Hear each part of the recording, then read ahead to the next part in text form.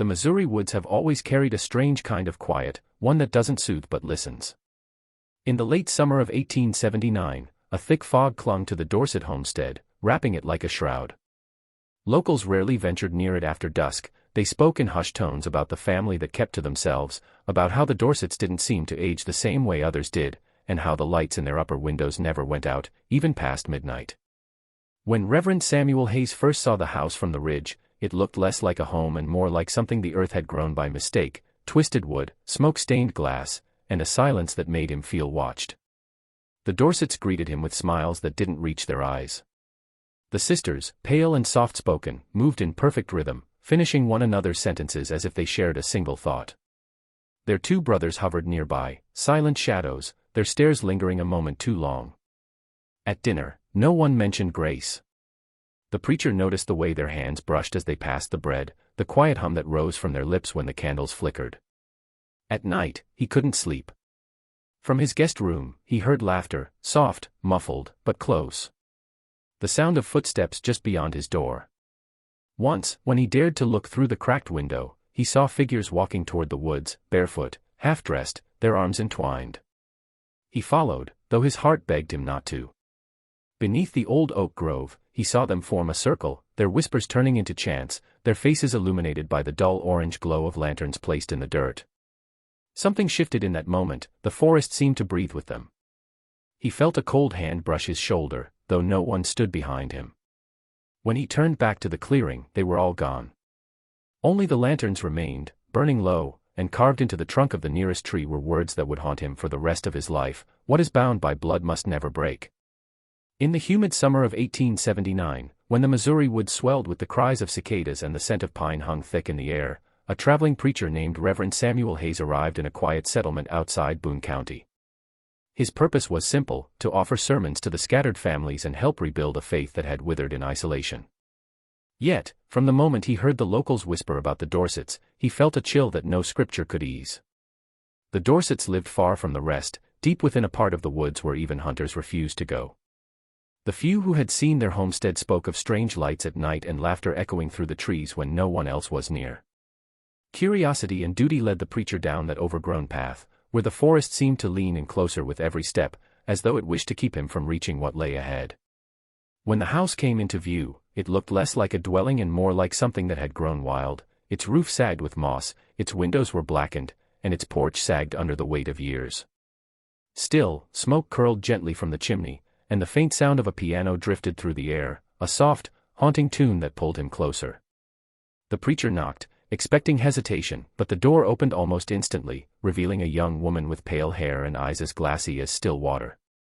She smiled without warmth and called for her kin. Within moments, 3 more emerged, 2 brothers and another sister, all dressed in faded clothing that seemed out of time. Their movements were graceful, almost rehearsed, as though each gesture had been practiced. The Dorsetts invited him to stay for supper, claiming they rarely saw visitors. At the table, the preacher spoke of faith and redemption, but his words seemed to fall into a void. The family spoke little, exchanging glances that carried unspoken meanings, smiles that bordered on something unsettling. He noticed how the sisters and brothers touched, brief, delicate brushes of fingers that lingered longer than custom allowed. Their laughter came in low, synchronized tones, as if they shared a secret harmony known only to them. When the meal ended, they insisted he rest the night before continuing his travels. Though grateful, the preacher couldn't shake the feeling that something beneath the surface of their civility was wrong. Later, as the house creaked under the weight of silence, he heard faint whispers rising from the floorboards below his room, soft, rhythmic, and eerily familiar, like a family praying in a language not meant for human ears.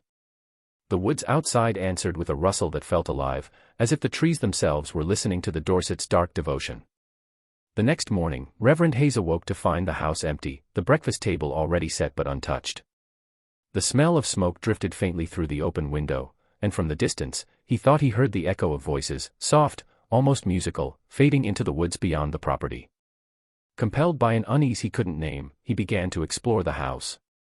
Dust lay thick on every surface except the piano, whose keys gleamed as though played only hours ago. On a nearby desk rested a stack of old letters bound with a red ribbon, their paper yellowed and edges brittle with age. The first few were harmless enough, notes from neighbors long dead, talk of harvests and illnesses, but the deeper he read, the more the tone shifted into something that made his stomach turn. The letters spoke of a bond beyond the flesh, of rituals of unity, meant to preserve the Dorsett bloodline from corruption, ceremonies that took place when the moon was full and the woods glowed silver under its light. In one letter, dated 1862, a woman named Eleanor Dorsett described the forest as their sanctuary, a sacred place where boundaries between man, spirit, and kin no longer mattered. She wrote of gathering around an ancient oak, hands clasped, voices blending into chants that promised eternal union. The preacher's fingers trembled as he read on.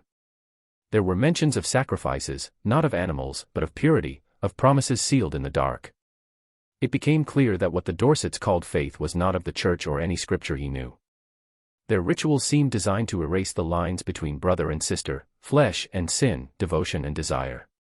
Each generation, it seemed, was drawn deeper into that same darkness, convinced it was divine will that bound them together. Hayes felt a heaviness settle over him, a realization that he had stepped into something far older and darker than mere superstition. As he left the house, his eyes were drawn to the path that led into the woods.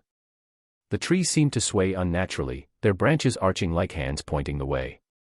He followed, the sound of the forest growing louder with every step, chirps, whispers, the faint thrum of something pulsing beneath the soil.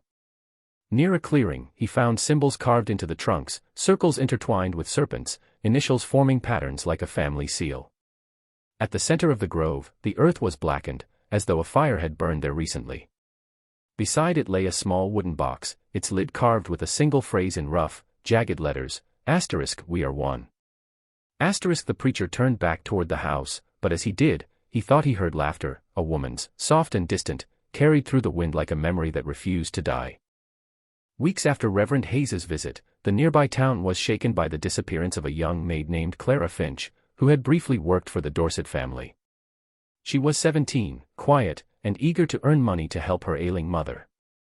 Clara had taken the job despite warnings from locals who spoke of the Dorsett place with uneasy glances.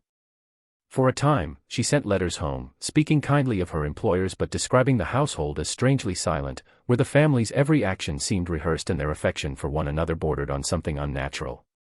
Her final letter, written in hurried, trembling script, mentioned that she had seen something that should never be seen by the eyes of the living. No one heard from her again after that. Her mother went to the preacher for help, desperate for answers.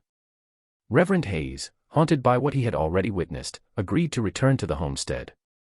When he arrived, the Dorsetts claimed Clara had left days earlier, saying she planned to visit relatives in St. Louis. Their calmness chilled him, their eyes dry, their smiles unwavering, as though her vanishing meant nothing. The youngest sister even remarked that, "the woods take back what belongs to them," a phrase that left the preacher cold. Hayes searched the property, finding no trace of the girl but noticing subtle signs of something disturbed, a loose floorboard beneath the kitchen rug, small scraps of cloth torn and buried under the dirt near the barn, and a faint, metallic scent that lingered even after the wind shifted. That night, unable to rest, he stayed near the barn, guided by the faint flicker of a lantern that someone had left burning. As the moon rose, he heard the low hum of voices, soft but layered, like several people praying beneath their breath. The sound came from inside the barn. Through a narrow crack in the wooden wall, he saw shadows moving, hands interlaced, heads bowed, the Dorsetts standing in a circle around something lying on the ground. For a brief moment, the lantern light revealed a pale arm, limp and still, before one of the brothers kicked dust over it. The preacher stumbled back in horror, his hand pressed to his mouth to stop himself from screaming. He ran until the house disappeared behind the trees, the chanting still echoing in his ears. Days later, when local authorities searched the area, the Dorsetts' barn was empty. No traces of Clara Finch were ever found, only the faint markings of a circle drawn in ash on the barn floor, and carved above the doorway were the words that seemed to mock every attempt at truth, *, she joined the family. Months passed after Clara Finch's disappearance, and the Dorsett family withdrew even further from the world. Their windows were boarded, the fields left untended, and the once faint glow from the upper rooms had vanished completely. Reverend Hayes, though shaken by what he had witnessed, could not silence the gnawing feeling that unfinished business remained within those woods. The townsfolk, gripped by fear and superstition, begged him not to return, claiming that anyone who ventured near the Dorsett land would be marked by misfortune. Yet guilt and curiosity overcame his dread. One crisp autumn evening, he saddled his horse and rode back through the forest path, guided only by moonlight and the faint echo of memory. The air felt heavier than before, the silence more deliberate, as though the trees themselves were holding their breath in anticipation. When he reached the clearing, the Dorsett house stood in ruin. The windows were shattered, doors hanging open, and the piano that once filled the air with ghostly tunes lay overturned and silent.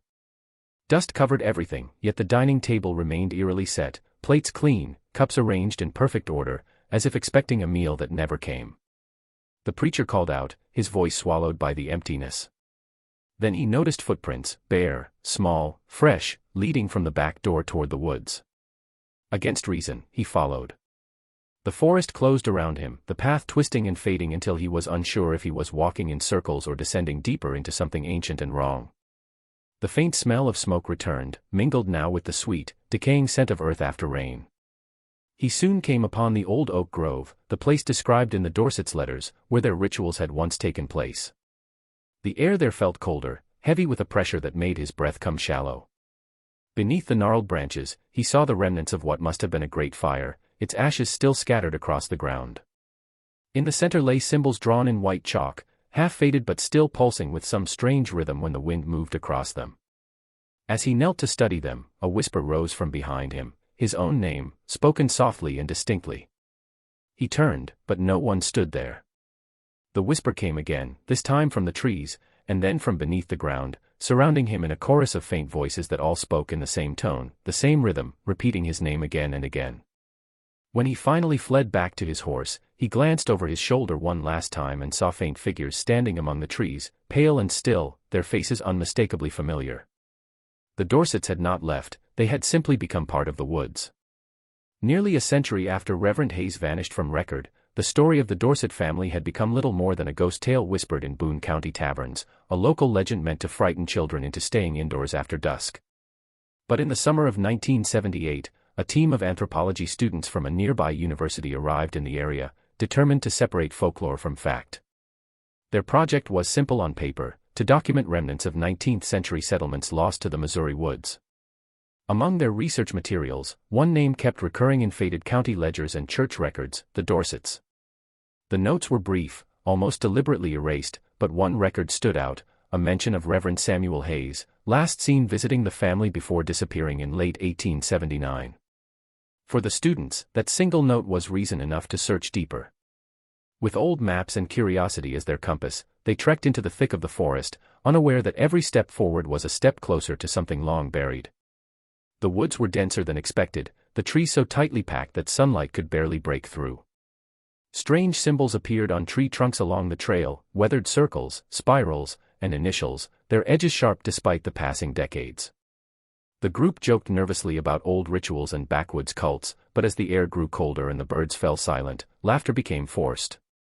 After hours of wandering, they stumbled upon a clearing exactly where Hayes's old journal fragment had said the Dorsett homestead once stood. Nothing remained of the house except fragments of its stone foundation, half swallowed by moss and earth. But in the center of the clearing stood an enormous oak, gnarled and ancient, its roots curling like serpents through the soil. Around its base, they noticed shallow indentations, almost like graves, arranged in a circle. As dusk fell, one of the students uncovered a patch of disturbed earth. Beneath it lay bone, then another, and another. Soon it became clear these were not separate burials but bodies entwined together, arms locked as if embracing, their ribs fused by the weight of years. What chilled them most were the carvings surrounding the site, initials marking each root, spelling out the same family name again and again, Dorsett. One student swore he heard a whisper when the wind passed, a faint murmur like the rustling of voices just beneath the soil. By nightfall, the group fled the woods in panic, leaving their tools behind. When local police later investigated, they found nothing but disturbed ground and remnants of candles burned into the dirt. But those who returned claimed that after dark, the oak grove hummed softly, as if the woods themselves remembered the Dorsett's promise that what was bound by blood would never break. In the years following the students' discovery, the Dorsett Grove became a forbidden place whispered about in Boone County folklore. Locals claimed that animals refused to cross that part of the forest and that compasses spun wildly near the old oak. Hunters spoke of seeing faint figures standing among the trees at dawn, shapes too still to be human and too defined to be shadows. Despite these warnings, curiosity drew a handful of outsiders each year, writers, amateur ghost hunters, and thrill seekers hoping to glimpse the truth behind the Dorsett legend. One such visitor was a journalist named Thomas Brantley, who in 1983 set out to write an investigative piece on the Dorsetts and the strange disappearances that still seem to cluster near their land. What began as a story about superstition quickly turned into something darker and far more personal. Brantley was a skeptic by nature, a man who believed in evidence, not whispers. He interviewed surviving descendants of the neighboring families, piecing together a patchwork of rumors: how the Dorsetts had supposedly worshipped something ancient in the woods, how their bloodline had ended abruptly after the Civil War, and how Reverend Hayes's journal had been found decades later buried beneath the church floor, its pages half-burned. In the surviving fragments, the preacher had written of hearing voices rooted in the ground, and of seeing faces in the bark of trees that moved when the moon rose. Brantley dismissed most of it as hysteria born of isolation, but something in those burned pages unsettled him. Against his better judgment, he made his way into the woods one autumn night, determined to spend a single hour near the Dorsett oak and prove there was nothing to fear. He never came back out. His car was found abandoned by the roadside, its doors unlocked, headlights still glowing faintly. Days later, a search team followed a trail of footprints that led straight into the grove but stopped abruptly at the circle of roots.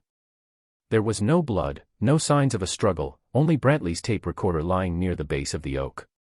The tape inside had been ruined by moisture, yet faint sounds remained: soft breathing, a low hum, and a whisper that repeated his name over and over until it faded into static. Investigators dismissed the case as an accident or animal attack, but the locals said otherwise.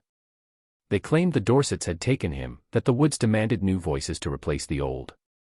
Since that night, anyone who ventured too close swore they could still hear the sound of that ruined tape, playing somewhere deep among the trees, as though the forest itself was remembering the men who came to disprove its curse. By the mid-1990s, the legend of the Dorsett family had taken on a life of its own, spreading beyond Boone County into paranormal circles across the country. Enthusiasts and occult researchers began to label the Dorsett Grove as one of Missouri's thin places, where the veil between life and death was said to blur. Some came seeking spiritual experiences, others scientific explanations, but many who entered those woods returned changed, pale, shaken, speaking of voices that called to them in tones that sounded familiar. Among them was Dr. Evelyn Marks, a historian from St. Louis University who specialized in rural folklore. Driven by a mix of skepticism and fascination, she dedicated years to collecting oral histories and surviving records about the Dorsetts. In 1996, she organized an official expedition to document what she believed were remnants of a cultic family practice misunderstood by fearful neighbors. But what she found there was not evidence of hysteria, it was something that defied her understanding of history altogether. Her team consisted of 4 graduate students, each equipped with audio recorders and night vision cameras. They arrived at the grove in late October, when the air was brittle with the coming frost and the trees stood bare, their twisted limbs resembling grasping hands. From the moment they began setting up camp, odd things occurred. Their compasses refused to align, their watches froze, and one of the students complained of hearing whispers beneath the ground, like breathing trapped beneath layers of soil. Dr. Marks dismissed it as nerves, yet she couldn't ignore the strange rhythm the wind carried through the trees. It wasn't random, it pulsed, almost like chanting. That night, their audio equipment picked up sounds none of them could explain: low hums, overlapping voices, and at intervals, a faint melody that resembled an old hymn warped by time. By morning, one student was missing. His tent had been unzipped from the inside, his shoes left neatly by the fire. They searched frantically, finding footprints that circled the oak before vanishing entirely. In the hollow at the tree's base, they found a single item, a silver locket engraved with the initials CF, identical to those of Clara Finch, the maid who had vanished over a century earlier. The discovery shattered Dr. Marks's skepticism. She ordered the group to leave immediately, but as they packed, one student swore he saw faces forming in the bark of the oak, 4, faint and ghostly, their eyes open as if watching. Dr. Marks never published her findings.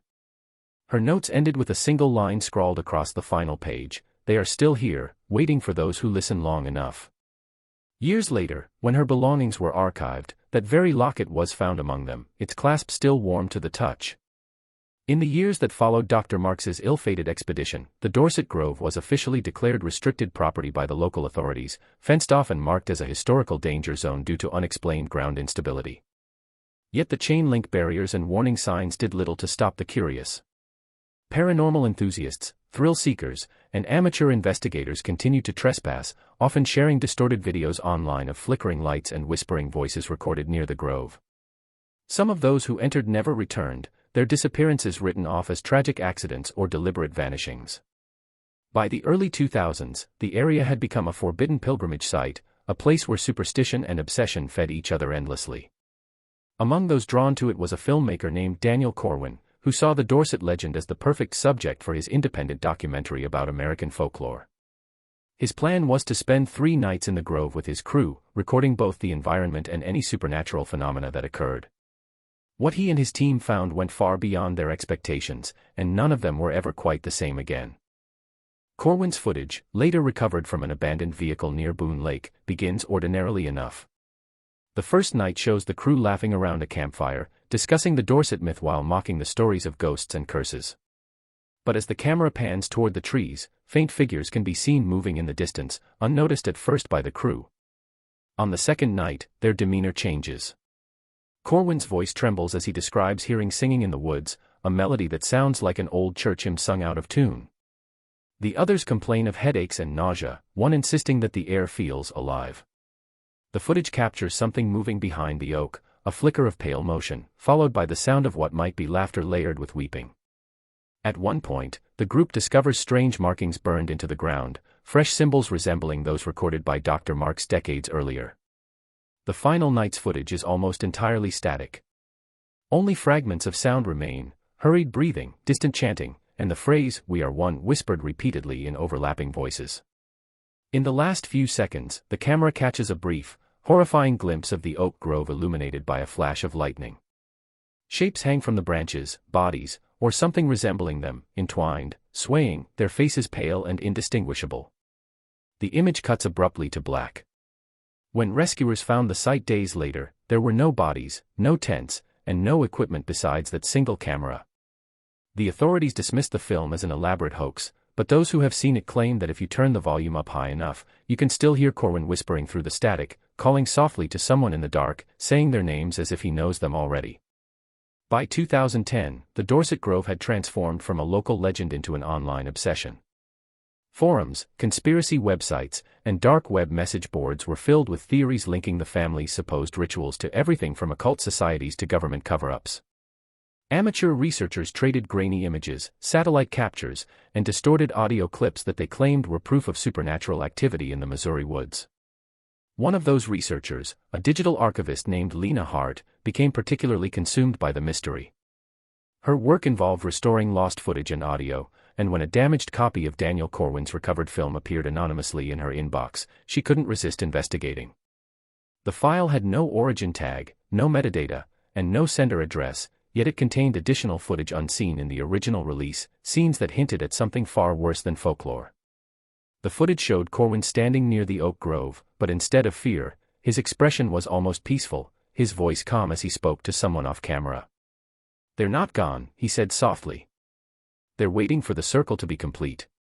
The next few frames flickered violently, revealing faint silhouettes in the background, 4 figures, pale and motionless, positioned in the same circular formation described in Reverend Hayes's journal. Hart tried to stabilize the image, but with every adjustment, new faces seemed to appear in the static, pressing forward as though the screen itself were a window. The deeper she analyzed, the stranger things became. Her computer began producing unexplained sound fragments, soft whispers layered beneath the film's noise, repeating phrases that grew clearer each time. Come back to the family. As days passed, Lena became convinced that the recording was not just an artifact but a conduit. She began to hear the same voices without her headphones, faint and persistent, whispering from the corners of her small apartment. She stopped sleeping, spending her nights replaying the same 30-second segment over and over, each time hearing something new, a sigh, a name, the faint rhythm of footsteps. Then the file corrupted completely. Every video on her system turned black except for a single frozen frame, the oak grove, with 5 figures now standing beneath it instead of 4. On the screen's bottom corner, a reflection caught her attention. It was her own face, faintly visible among them. The following week, her employer reported her missing. Police found her apartment undisturbed except for her computer, still running, the monitor glowing faintly with that same image of the grove. The timestamp on the video continued to advance even after the footage had ended, as if something on the other side was still recording, waiting for the next name to join the circle. In the years that followed Lena Hart's disappearance, the Dorsett legend reached a new and disturbing phase. What had once been dismissed as superstition now attracted the attention of scholars, skeptics, and even government investigators, all searching for a rational explanation behind the decades of vanishings and strange recordings. Officially, the Dorsett Grove was declared a federal research site after multiple unauthorized entries resulted in missing persons reports. The area was sealed off with concrete barriers and monitored by surveillance cameras, but rumors persisted that those tasked with guarding the site refused to stay past dusk. Locals spoke of seeing flickering lights deep within the trees, like candles burning in patterns that shifted and pulsed, while others claimed to hear singing on windless nights, voices rising and falling in harmony, chanting a single phrase no one could translate. The woods, they said, had learned to mimic the living. By 2020, the phenomenon took a digital form. An anonymous user uploaded a high-resolution drone video showing the grove from above, revealing that the trees had formed a near-perfect circle around the old oak, their branches interlocking like clasped hands. The footage went viral within hours before abruptly vanishing from all platforms, leaving behind only corrupted thumbnails displaying distorted human faces embedded in the bark.